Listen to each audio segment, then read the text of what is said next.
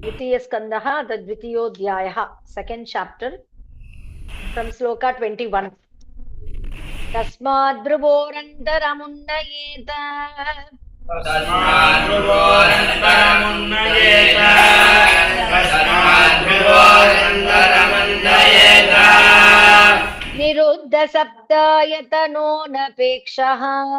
Niruddha Saptayatano Napekshah. Niruddha Saptayatano Napekshah. Titva Muhurtardhamakunta Drishtihi. Titva Muhurtardhamakunta Drishtihi. Titva Muhurtardhamakunta Drishtihi. Nirbhidya Murdhan Visrijet Param Gataha. Nirbhidya Murdhan Visrijet Param Gataha. Nirbhidya Murdhan Visrijet Param Gataha. Tasmad Dhruvorantaramundayeta. Niruddha Saptayatano Napekshah. Titva Muhurtardhamakunta Drishtihi.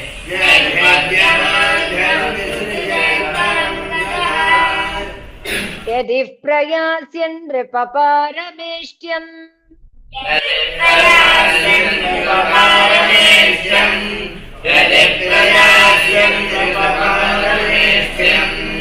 Vaihayasanamutayadviharam.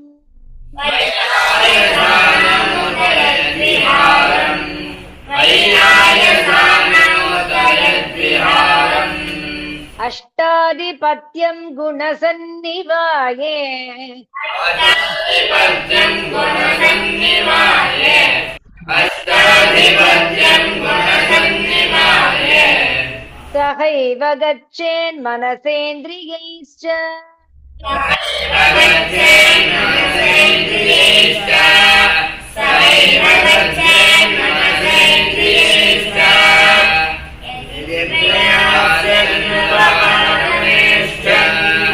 Vaihayasanamutayadviharam. Ashtadipatyam gunasannivaye. Sahaiva gacchen manasendriyaischa. Yogeshwaranam gatimahurantaha. Yogeshwaranam gatimahurantaha. Yogeshwaranam gatimahurantaha. Bahistrilokyah pavanantaratmanam. Bahistrilokyah pavanantaratmanam. Bahistrilokyah pavanantaratmanam. Na karmabhistam gatimapnuvanti. Karmabhistam gatimapnuvanti.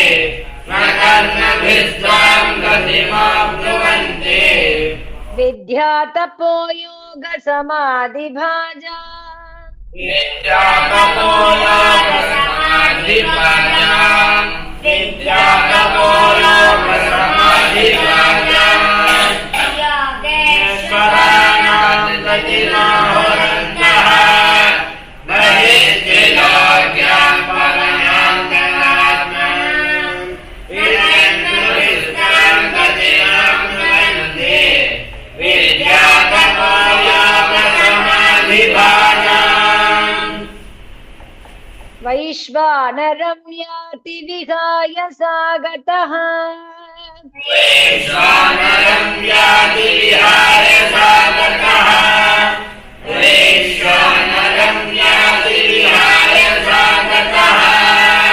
Susupnaya brahmapatena choshisha.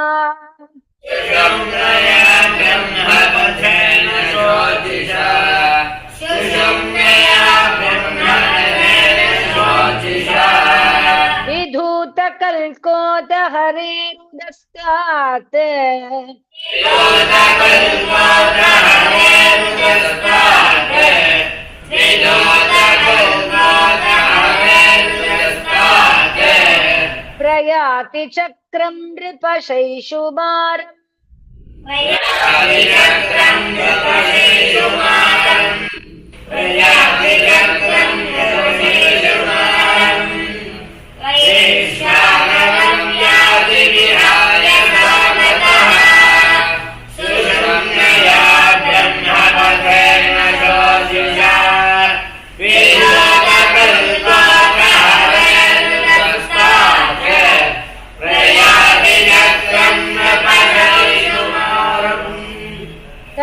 तद्विश्वनाभिं त्वतिवर्त्य विष्णोः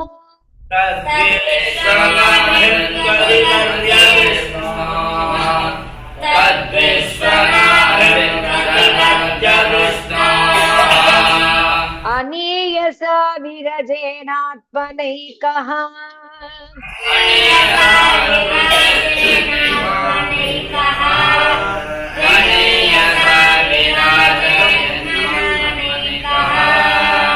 नमस्कृतं ब्रह्मविदामुपैते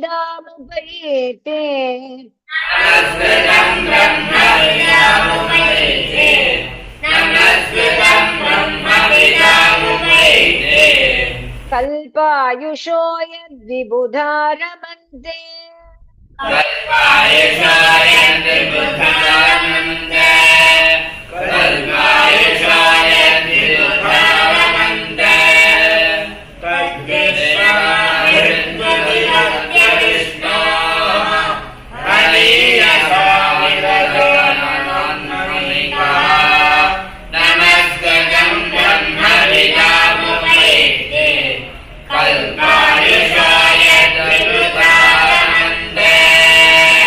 अथो अनन्तस्य मुखानलेन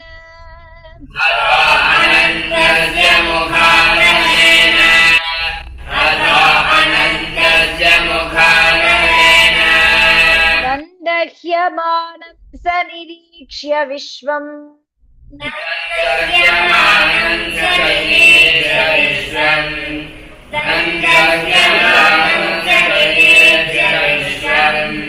निर्याति सिद्धेश्वर जुष्टदिष्ट्यम्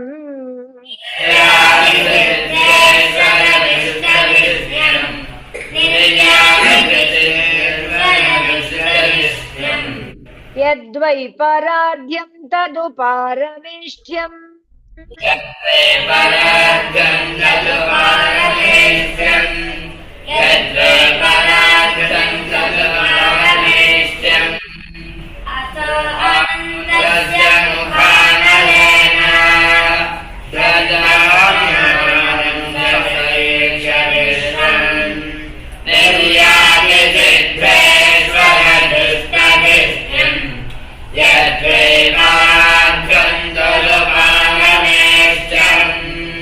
न यत्र शोको न जरा न मृत्युः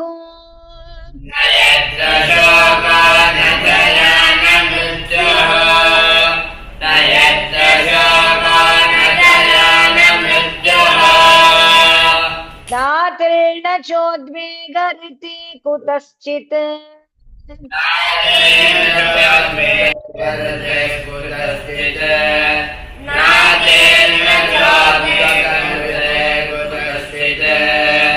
यच्चित्ततो न कृपयानिदं विदाम्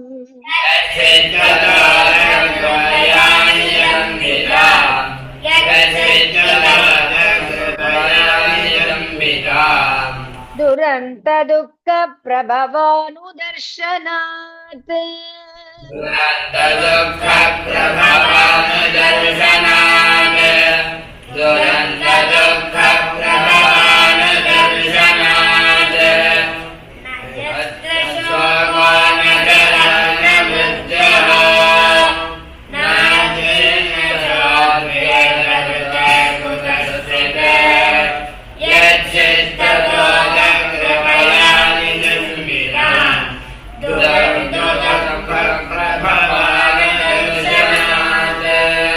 ततो विशेषं प्रतिपद्य निर्भयः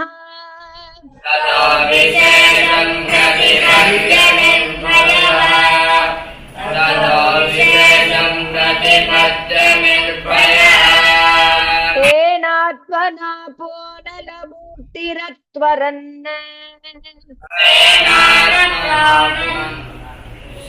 तेनात्मना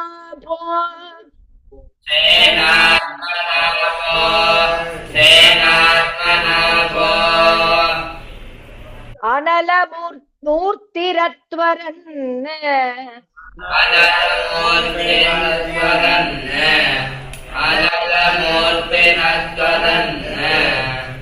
तेनात्मनापोनलमूर्तिरत्वरन् बुद्धिरत्वदन्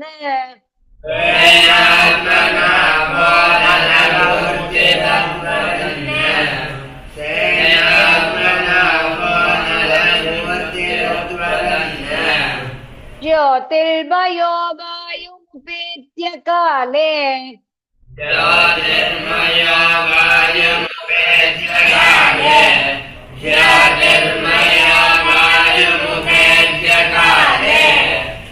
वायुवात्मनाकं बृहदात्मलिङ्गम्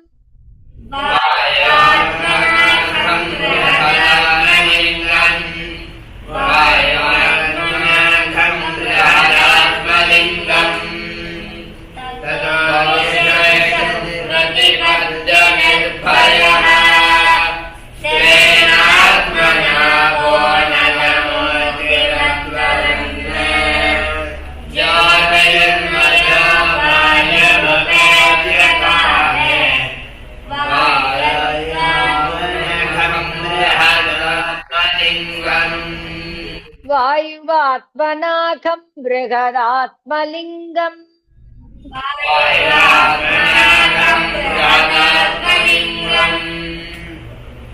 घ्राणेन गन्धं रसनेन वैरसम्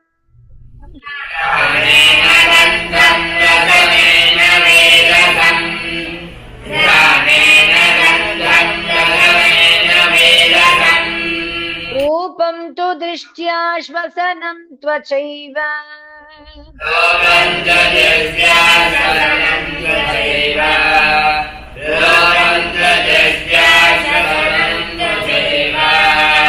श्रोत्रेण चोपेत्य नभो गुणत्वम्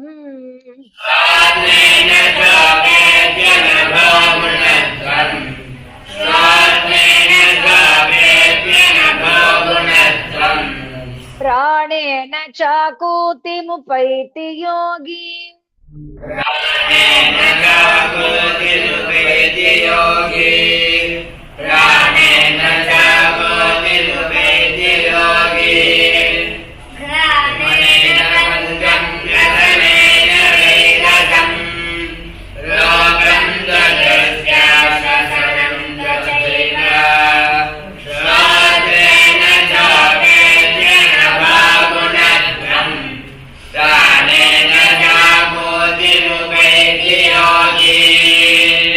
भूत सूक्ष्मेन्द्रिय सन्निकर्षम्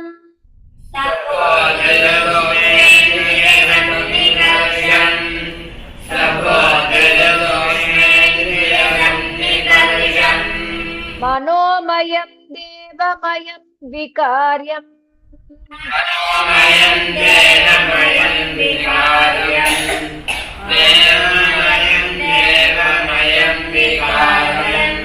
संसाद्य गत्या सह तेन याति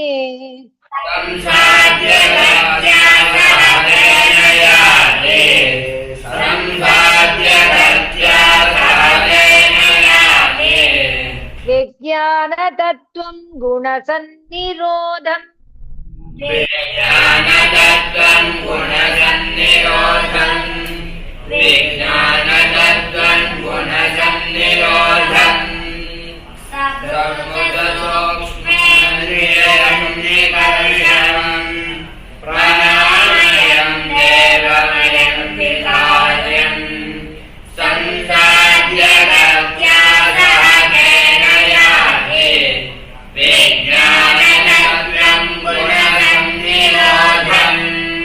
तेनात्मनात्मानमुपैति शान्तम्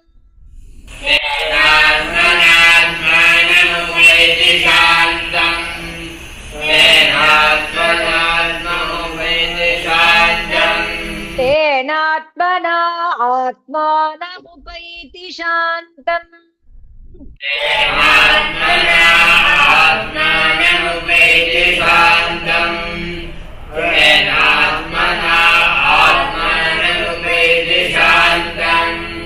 आनन्दमानन्दमयोऽवसाने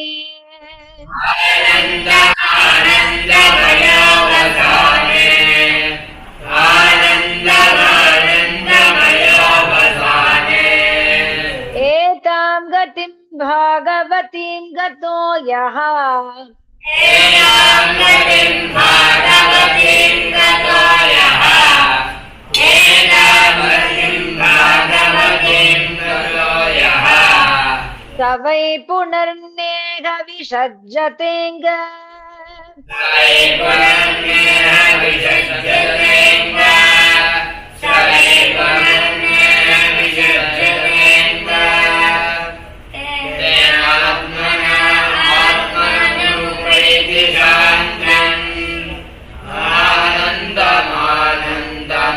आनन्दमानन्दमयोपधाने एतां गतिं भागवतीं गतो यः स वै पुनर्नेह विसज्जतेऽङ्ग एते श्रुति ते नृपवेदगीते एते श्रुतिते नृपवेदगीते एते श्रुतिते नृपवेदगीते त्वया विपृष्टे सनातने वाच त्वया विपृष्टे सनातने च त्वया विपृष्टे सनातने च एवै पुरा ब्रह्मण आह पृष्ट एवै पुरा ब्रह्मणः आदिष्टा एवै पुरा ब्रह्मणः आदिष्टा आराधितो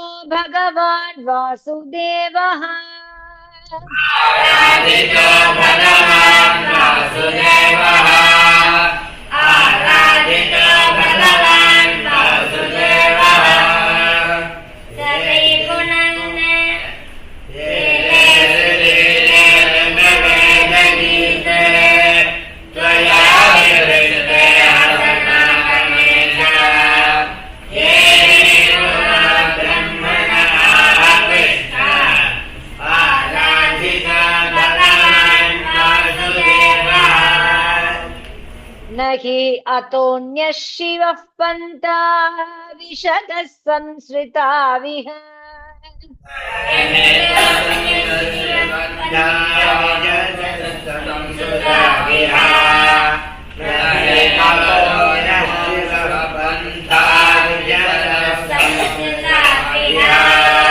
वासुदेवे भगवती भक्तियोगो यतो भवेत् भगवते भक्तियोगो यतो भवेत् वासुदेवे भगवते भक्तियोगो यतो भवेत्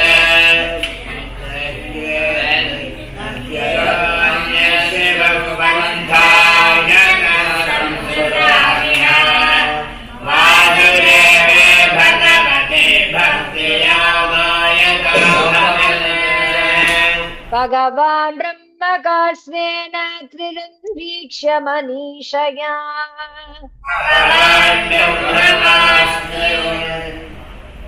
भगवान् ब्रह्मणस्वेन त्रिवंशीयमनीषया भगवान् ब्रह्मकास्वेन त्रिवंशीयमनीषया भगवान् ब्रह्मकास्वेन त्रिरन्वीक्ष्य मनीषया भगवान् ब्रह्मणास्तेन त्रिरन्वीक्ष्यमनीषया भगवान् ब्रह्मणास्तेन त्रिरन्वीक्ष्यमनीषया तदद्यवस्यत् कूटस्थः रतिरात्मन् यतो भवेत्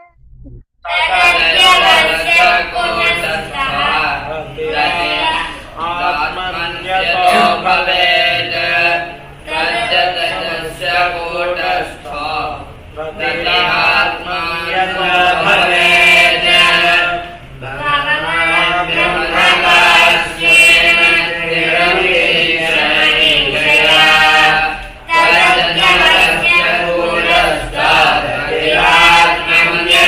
भवेत् भगवान् सर्वभूतेषु लक्षितः स्वात्मना हरिः भगवान् सर्वभूतेषु लक्षितः स्वात्मना हरिः भगवान् सर्वभूतेषु लक्षितः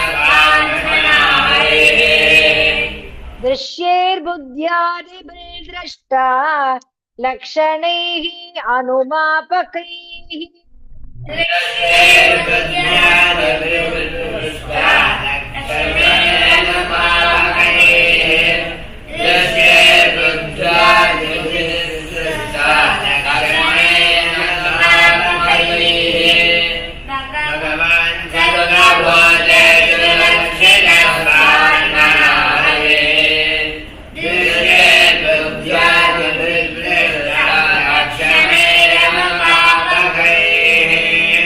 तस्मात् सर्वात्मना राजन् हरिः सर्वत्र सर्वदा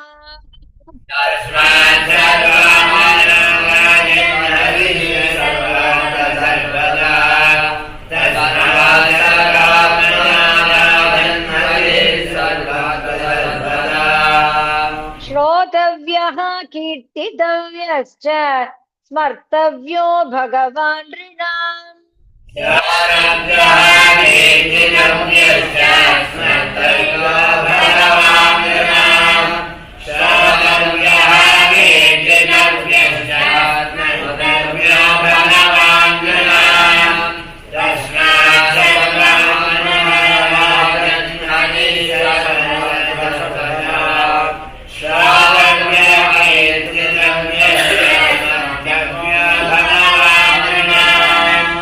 पिबन्ति ये भगवत आत्मनः सदाम्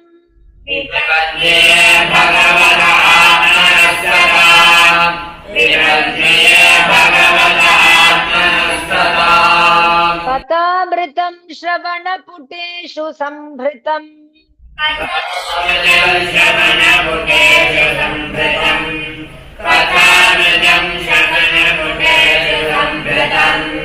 पुनन्ति ते विषयविदूषिताशयम्